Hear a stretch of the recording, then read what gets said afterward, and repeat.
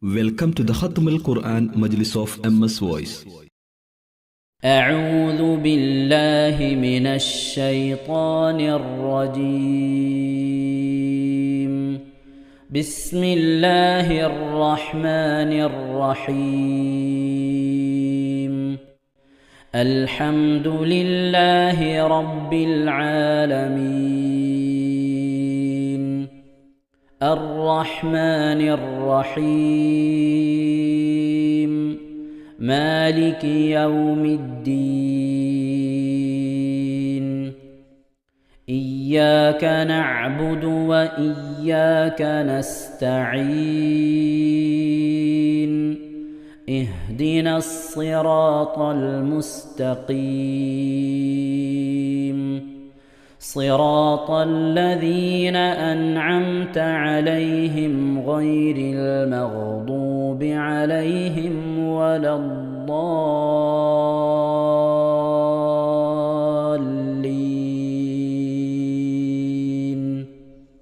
آمين. بسم الله الرحمن الرحيم. وقال الذين لا يرجون لقاءنا لولا أنزل علينا الملائكة أو نرى ربنا لقد استكبروا في أنفسهم وعتوا عتوا كبيرا. يوم يرون الملائكة لا بشرى يومئذ للمجرمين ويقولون حجرا محجورا. وقدمنا إلى ما عملوا من عمل فجعلناه هباء منثورا. أصحاب الجنة يومئذ خير مستقرا وأحسن مقيلا. ويوم تشقق السماء بالغمام ونزل الملائكة تنزيلا. الملك يومئذ الحق للرحمن وكان يوما على الكافرين عسيرا. ويوم يعض الظالم على يديه يقول يا ليتني اتخذت مع الرسول سبيلا. يا ويلتى ليتني لم أتخذ فلانا خليلا. لقد أضلني عن الذكر بعد إذ جاءني وكان الشيطان للإنسان خذولا. وقال الرسول يا رب إن قوم اتخذوا هذا القرآن مهجورا. وكذلك جعلنا لكل نبي عدوا من المجرمين وكفى بربك هاديا ونصيرا. وقال الذين كفروا لولا نزل عليه القرآن جملة واحدة كذلك لنثبت به فؤادك ورتلناه ترتيلا. ولا يأتونك بمثل إلا جئناك بالحق وأحسن تفسيرا. الذين يحشرون على وجوههم إلى جهنم أولئك شر مكانا وأضل سبيلا. ولقد آتينا موسى الكتاب وجعلنا معه أخاه هارون وزيرا. فقلنا اذهبا إلى القوم الذين كذبوا بآياتنا فدمرناهم تدميرا وقوم نوح لما كذبوا الرسل أغرقناهم وجعلناهم للناس آية وأعتدنا للظالمين عذابا أليما وعادا وثمود وأصحاب الرس وقرونا بين ذلك كثيرا وكلا ضربنا له الأمثال وكلا تبرنا تتبيرا ولقد أتوا على القرية التي أمطرت مطر السوء أفلم يكونوا يرونها بل كانوا لا يرجون نشورا وإذا رأوك إن يتخذونك إلا هزوا أهذا الذي بعث الله رسولا إن كاد ليضلنا عن آلهتنا لولا أن صبرنا عليها وسوف يعلمون حين يرون العذاب من أضل سبيلا أرأيت من اتخذ إلهه هواه أفأنت تكون عليه وكيلا أم تحسب أن أكثرهم يسمعون أو يعقلون إن هم إلا كالأنعام بل هم أضل سبيلا ألم تر إلى ربك كيف مد الظل ولو شاء لجعله ساكنا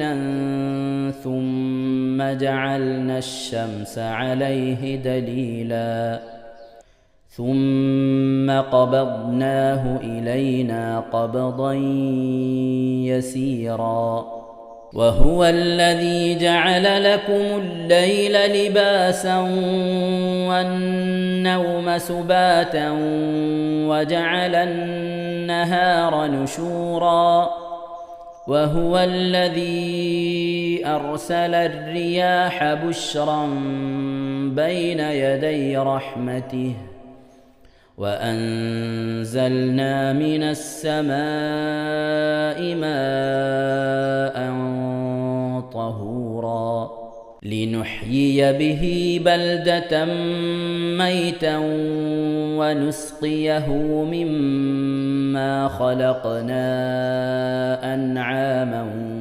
وأناسيا كثيرا ولقد صرفناه بينهم ليذكروا فأبى أكثر الناس إلا كفورا ولو شئنا لبعثنا في كل قرية نذيرا فلا تطع الكافرين وجاهدهم به جهادا كبيرا وهو الذي مرج البحرين هذا عذب فرات وهذا ملح أجاج وجعل بينهما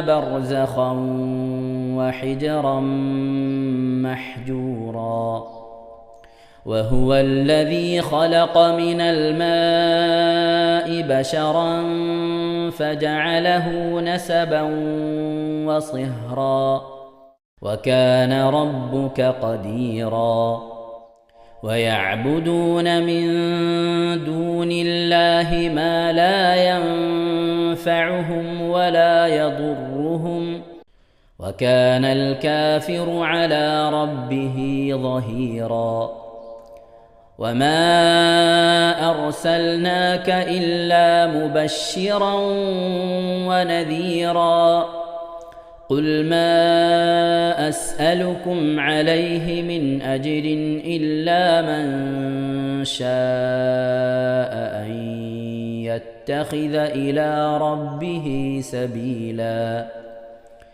وتوكل على الحي الذي لا يموت وسبح بحمده وكفى به بذنوب عباده خبيرا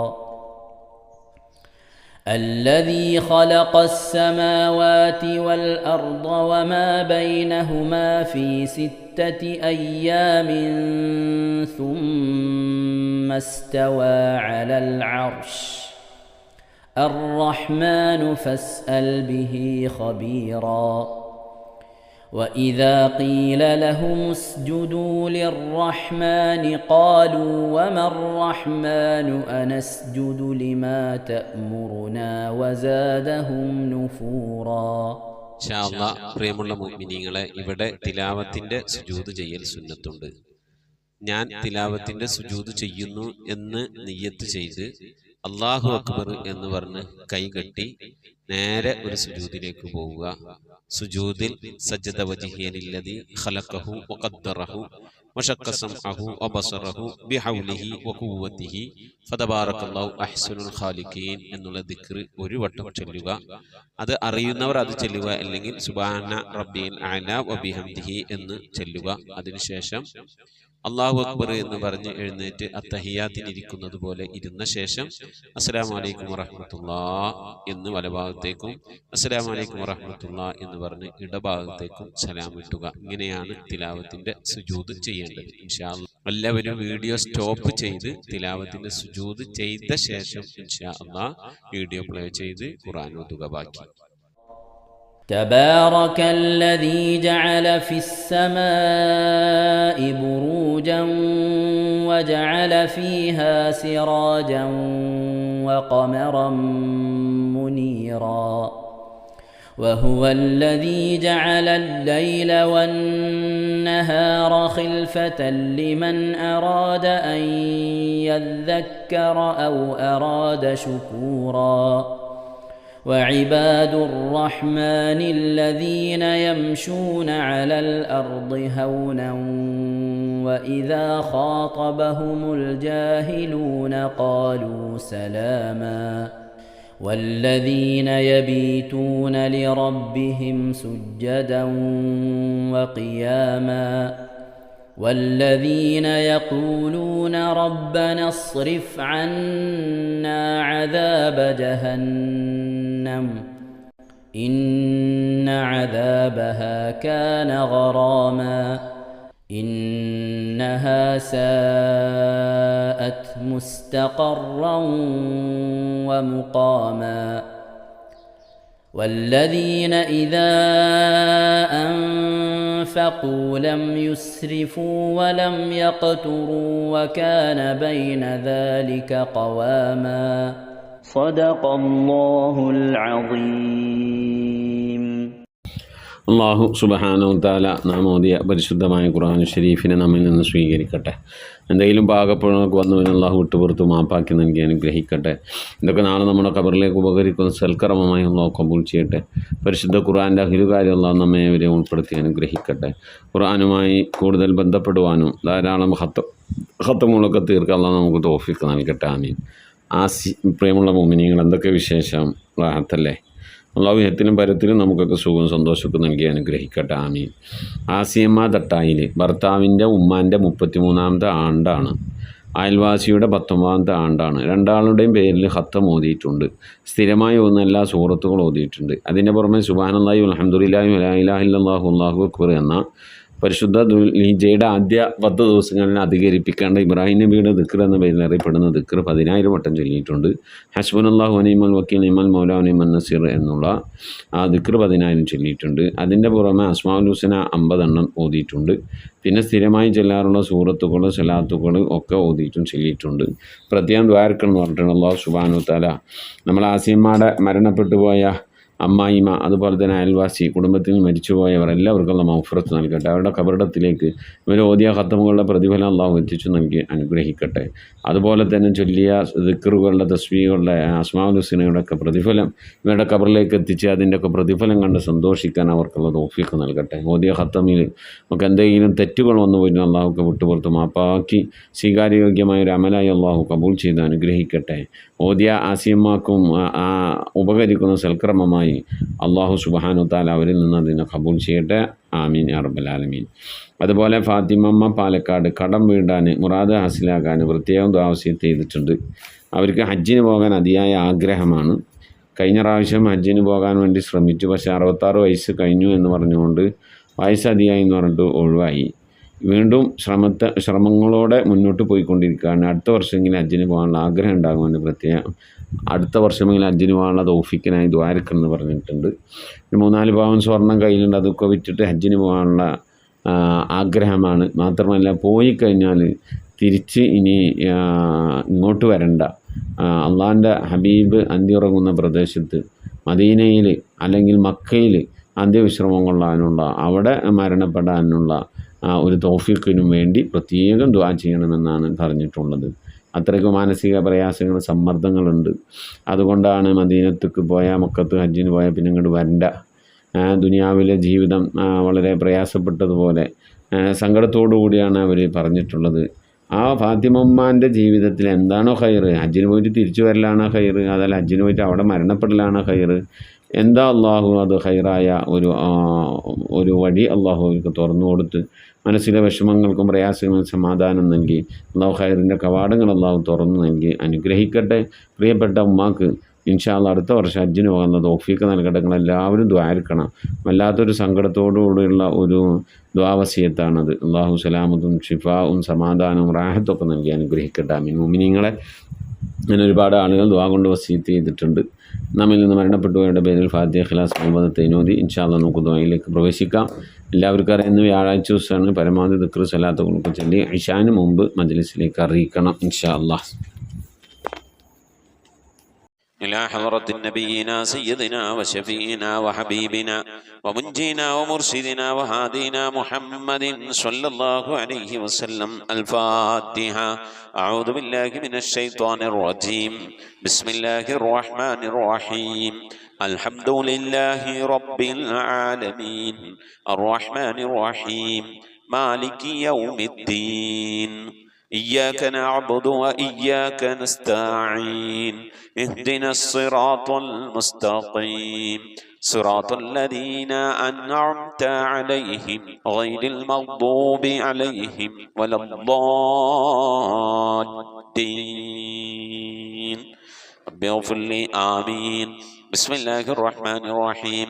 قل هو الله أحد الله الصمد لم يلد ولم يولد ولم يكن له كفوا أحد. بسم الله الرحمن الرحيم. قل هو الله أحد الله الصمد لم يلد ولم يولد ولم يكن له كفوا أحد. بسم الله الرحمن الرحيم.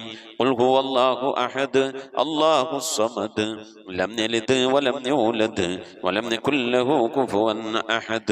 بسم الله الرحمن الرحيم. قل أعوذ برب الفلق من شر ما خلق ومن شر غاسق إذا وقب ومن شر النفاثات في العقد ومن شر حاسد إذا حسد. بسم الله الرحمن الرحيم. قل أعوذ برب الناس ملك الناس إله الناس من شر الوسواس الخناس الذي يوسوس في صدور الناس من الجنة والناس. آمين. الحمد لله الحمد لله الحمد لله رب العالمين. اللهم صل على سيدنا محمد وعلى آل سيدنا محمد. اللهم صل على محمد طب القلوب ودوائها وعافية الأبدان وشفائها ونور الأبصار وضيائها وعلى آله وصحبه وسلم. اللهم أوصل بلغ مثل ثواب ما قرأناه من القرآن العظيم. هذه هدية واصلة ورحمة نازلة وبركة شاملة منا إلى حضرة نبينا سيدنا وحبيبنا ومنجينا مرشدنا وهدينا محمد صلى الله عليه وسلم.